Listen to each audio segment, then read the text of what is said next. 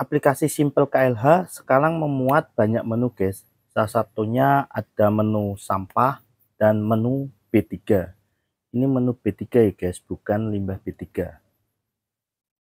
Dua menu ini perlu kita bahas karena menu sampah dan menu B3 masuk dalam penilaian Proper 2025.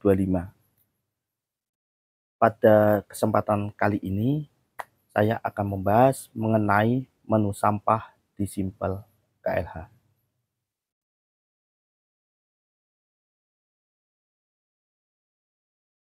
Sebelum kita membahas mengenai sampah, perkenalkan nama saya Bowo dari Pelaporan Lingkungan, channel YouTube yang membahas mengenai menu-menu Simpel KLH, ada UKL-UKL, ada udara, ada air, ada limbah B3, B3, sampah, dan menu-menu yang lain, dan juga membahas mengenai proper, dan tidak lupa juga membahas mengenai izin-izin lingkungan. Tidak panjang lebar, kita mulai aja pembahasan mengenai sampah.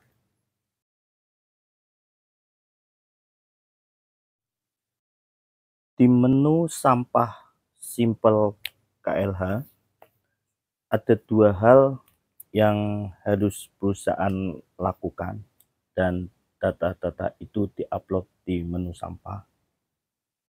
Pertama adalah pengurangan sampah, kedua mengenai penanganan sampah itu sendiri. Untuk pengurangan sampah, itu yang perlu diupload atau kegiatan-kegiatan yang dilakukan ialah pembatasan, pendaur ulangan, dan pemanfaatan kembali. Kedua, pencegahan penimbunan sampah makanan. Dan yang ketiga adalah ada program pengurangan sampah. Program pengurangan sampah misalnya perusahaan mengasih pengumuman untuk karyawannya mengenai pengurangan penggunaan plastik di dalam membawa makanan atau bekal ke dalam pabrik. Makanan bisa dibawa dengan tempat-tempat yang tidak pakai plastik yang bisa dibawa pulang. Itu mengenai program pengurangan sampah.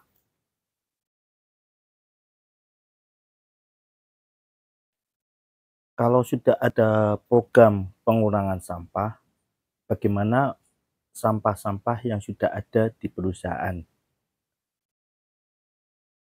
Salah satu yang harus dilakukan perusahaan ialah menaruh tempat-tempat sampah dipilah. Minimal 3 tong sampah yang harus ada, yaitu ada B3, organik, dan non-organik. Kalau bisa lebih dari 3 jenis pemilahan. Jadi intinya perusahaan memilah sampah ini menjadi 5 jenis. Ada B3, ada organik, ada yang guna ulang, didaur ulang, dan lainnya.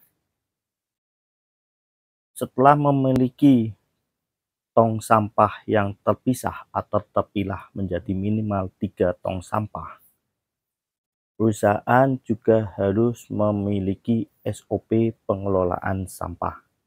Apa yang harus dilakukan oleh karyawan sehingga sampah dapat ditangani. Di samping SOP pengolahan sampah, juga diharapkan perusahaan memiliki TPS, tempat penyimpanan sampah. TPS ini landasannya permanen, guys, tertutup dan terpilah. Jadi harus memiliki TPS yang landasannya permanen, tertutup, dan terpilah.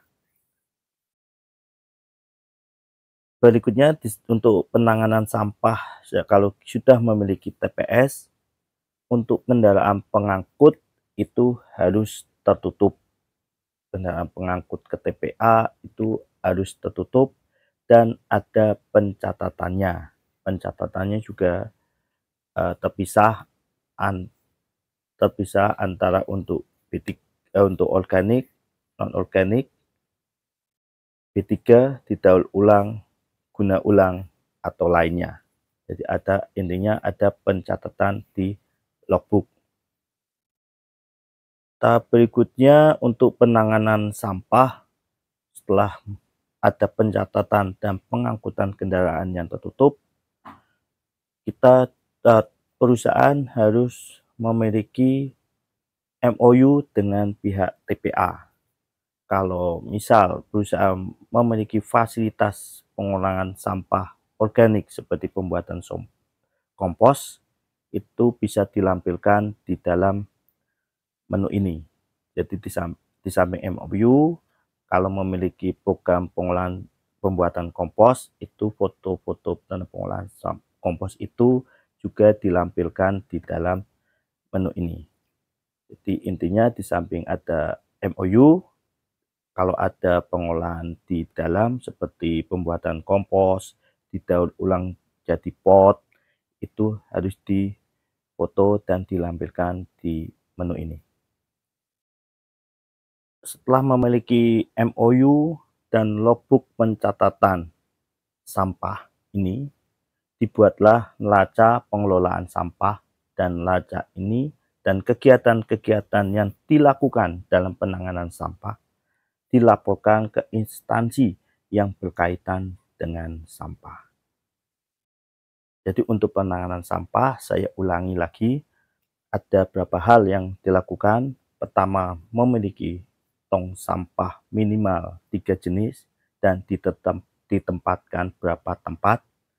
Kedua, memiliki SOP pengelolaan sampah. Ketiga, memiliki TPS, tempat penyimpanan sampah yang landasannya permanen, tertutup, dan terpilah. Keempat, memiliki ada bukti pengangkutan di mana kendaraannya tertutup. Kelima, ada pencatatan atau logbook tentang pengolahan sampah. Keenam, logbook ini dijadikan neraca pengelolaan sampah. Dan ketujuh, ada pelaporan ke instansi yang berkenaan dengan sampah.